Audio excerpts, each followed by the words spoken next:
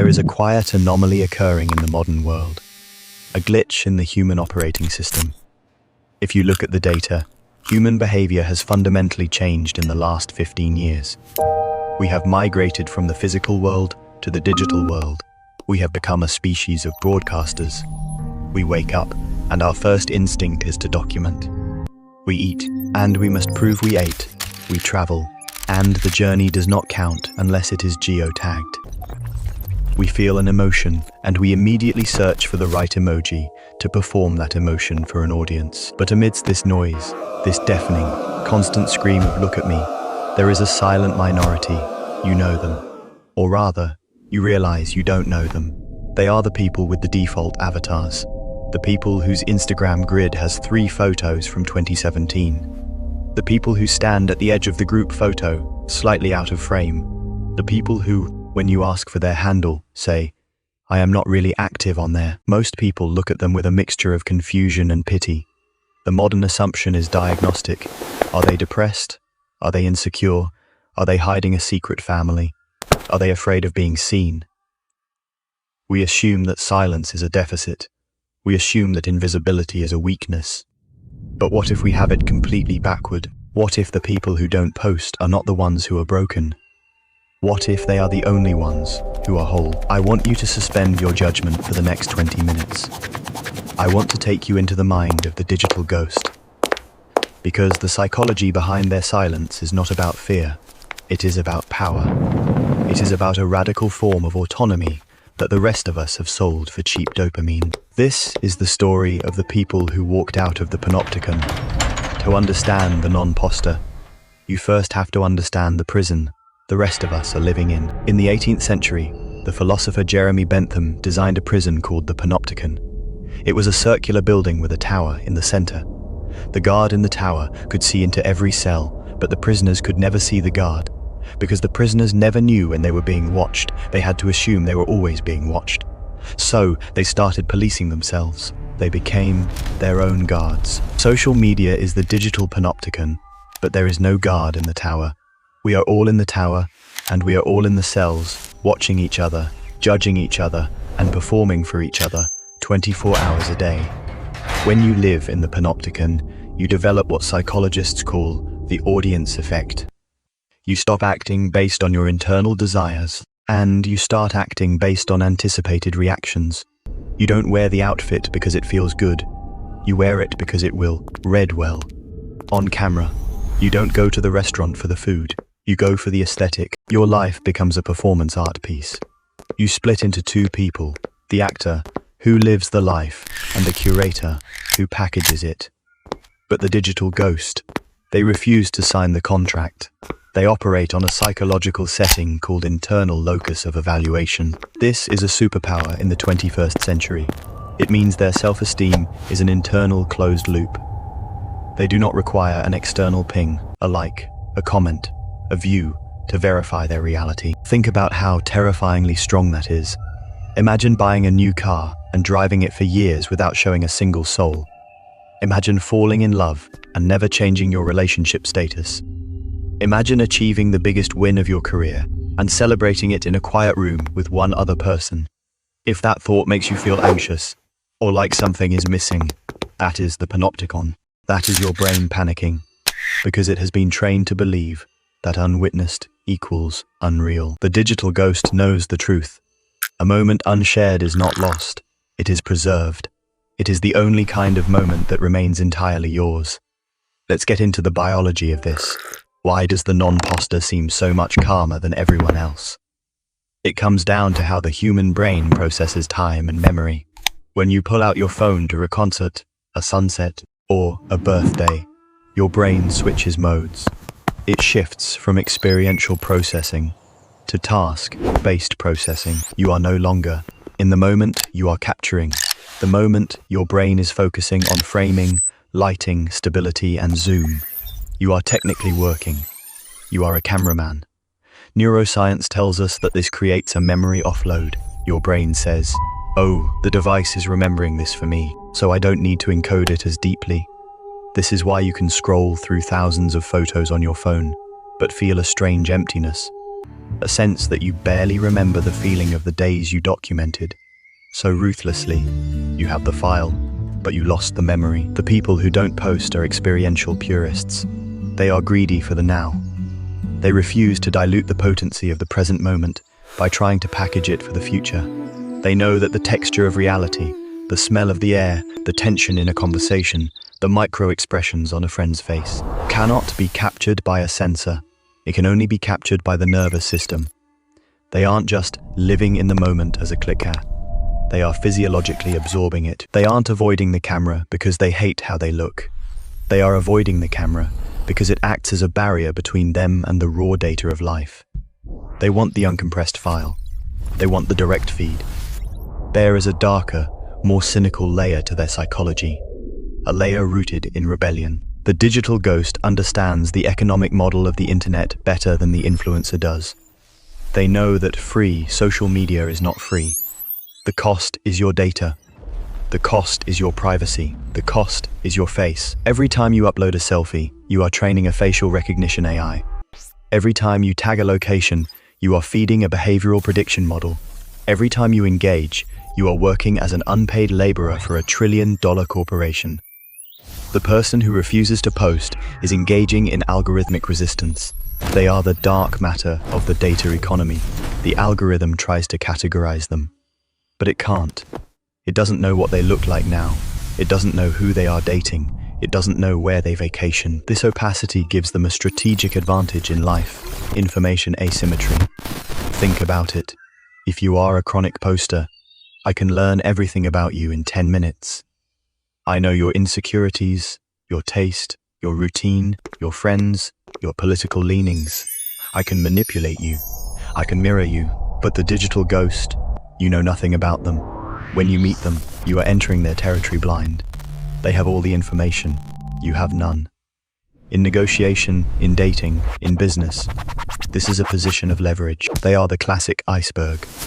What you see in the physical world, their polite smile, their work ethic, their basic conversation, is 10% of who they are. The other 90% is submerged, protected, and accessible only to those with clearance. They are not hiding because they are criminals. They are hiding because they value their sovereignty. They believe that their identity belongs to them, not to the public domain. But isn't it lonely, you ask? Doesn't it block connection? This is the great paradox. We live in the most connected era in human history, yet we are suffering from an epidemic of loneliness. Why? Because we have confused connectivity with connection. Posting a photo for 500 followers creates connectivity. It's a broadcast. It's a low bandwidth signal sent to a mass audience. Sitting in a room with one person and telling them a secret you have never posted. That is connection. The psychology of the non-poster is built on scarcity. They understand basic economics. The more you flood the market with a commodity, the less valuable it becomes. If you post your face 5 times a day, seeing your face becomes cheap. It becomes background noise. But if you never show your face, if your presence is rare, then, when you do show up, it is an event. When a digital ghost chooses to share a moment with you, it carries weight. They are saying, I am not sharing this with the world. I am sharing this with you. It creates a circle of trust. It creates a hierarchy of intimacy. They are experts at compartmentalization. They have a public self, the version the world sees, and a private self, the version only the inner circle sees. The chronic poster has collapsed this boundary. Their bedroom is public, their breakfast is public, their tears are public. They have nowhere left to retreat to. When the world gets too loud, they have no sanctuary because they turned their sanctuary into a stage. The non-poster has a fortress. They can retreat into their private life, pull up the drawbridge, and disappear. That ability to disappear is the ultimate luxury in a surveillance society. Let's talk about attraction. Not just romantic attraction, but social magnetism. We are puzzle solvers. We are drawn to the unknown. When someone posts everything, they leave no room for the imagination. They are a solved puzzle. You know what they look like from every angle. You know their opinions. You know their routine. There is no tension left. The digital ghost is an unsolved mystery. Because they offer no digital clues, your brain starts to project onto them. You wonder, what are they thinking? What do they do on weekends? Who do they love? This is the blank canvas effect. Their silence makes them charismatic. Their lack of desperation makes them seem high status. In a room full of people screaming, "Pick me," the person standing quietly in the corner, observing with a calm smile, inevitably draws the eye. We assume they know something we don't. We assume they are confident enough not to need the applause. And usually, we are right. They have mastered the art of presence. Have you ever noticed that when you hang out with someone who doesn't use social media, the conversation feels different? They are making eye contact. They aren't checking their notifications. They aren't thinking about how to frame the latte art. They are fully there, and being the recipient of that focused, undivided attention is addictive. It feels rare. It feels like a gift. They make you feel real because they are treating you like a human being, not a content opportunity. There is a psychological pathology today known as main character syndrome. It is the delusion that you are the protagonist of a movie and everyone else is an NPC, non-playable character in your story. This leads to narcissism, lack of empathy, and a fragile ego that collapses whenever the plot doesn't go your way. The people who don't post have opted out of this movie. They are not trying to be the main character, they are the world builders. They are interested in systems, in ideas, in nature, in other people. They view themselves as observers of the universe, not the center of it. This gives them a massive perspective advantage. While the main characters are obsessing over their metrics and their angles, the world builders are learning. They are reading books. They are building businesses. They are mastering skills. They are playing the long game. They understand that clout is a fiat currency. It is volatile and inflationary. Today you are viral, tomorrow you are cancelled. The next day you are forgotten. But reputation, character, skill, those are gold standards. They hold value. The digital ghost is investing in assets that don't depreciate. They are building a life that feels good internally, regardless of how it looks externally. They are the architects of their own reality, and they don't need to give tours of the construction site to feel valid. Here is a subtle point that very few people discuss. Posting locks you in. When you create a digital persona, you create an expectation. If you are the fitness guy online, you have to keep being the fitness guy. If you are the party girl, you have to keep partying. The internet hates change. The internet wants you to be a consistent brand, but humans are not brands. Humans are messy, contradictory, evolving creatures. The people who don't post preserve their fluidity. They can be a completely different person today than they were last year, and nobody can hold their past against them. They don't have a searchable archive of their bad haircuts, their cringy opinions, or their ex-partners. They have the freedom to reinvent themselves without a public announcement. This is a form of psychological freedom that is becoming extinct. The freedom to make mistakes in private. The freedom to grow without an audience. The freedom to be inconsistent. They are not trapped by their past self, because their past self left no footprints. They are perpetually in the present, unburdened by the weight of a digital archive. We need to talk about energy vampires. The internet is an open door for energy vampires. Comparison, envy, unsolicited advice, trolls, bots, scammers. When you open your life to the internet, you are letting all of that energy into your psyche. You might think you have thick skin, but the subconscious mind absorbs everything.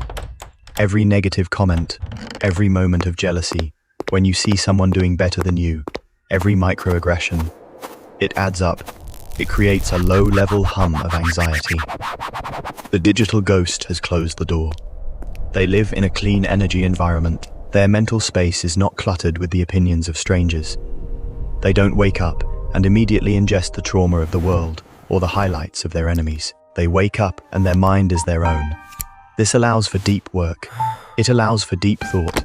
It allows for a level of focus that is becoming a superpower in a distracted world. While everyone else is fracturing their attention into 15-second clips, the non-poster is capable of sustained, deep concentration. They are the ones writing the books, solving the complex problems, building the infrastructure. They have conserved their cognitive resources for things that actually matter.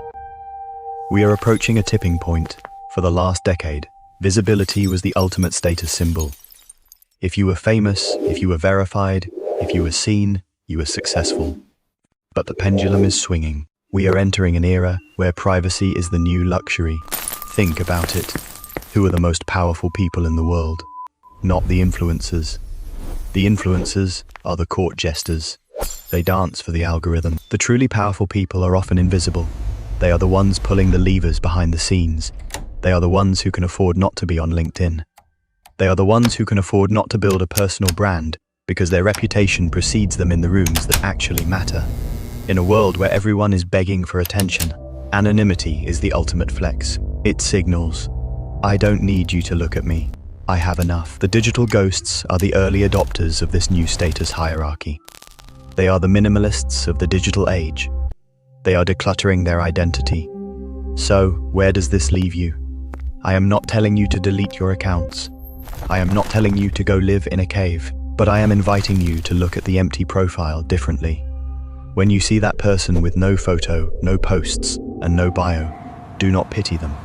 Do not assume they are missing out. Realize that they might be the only ones who are truly present. They are the ones who have realized that life is not a content creation strategy. They are the ones who know that the best moments are the ones that cannot be pinned, tagged, or shared.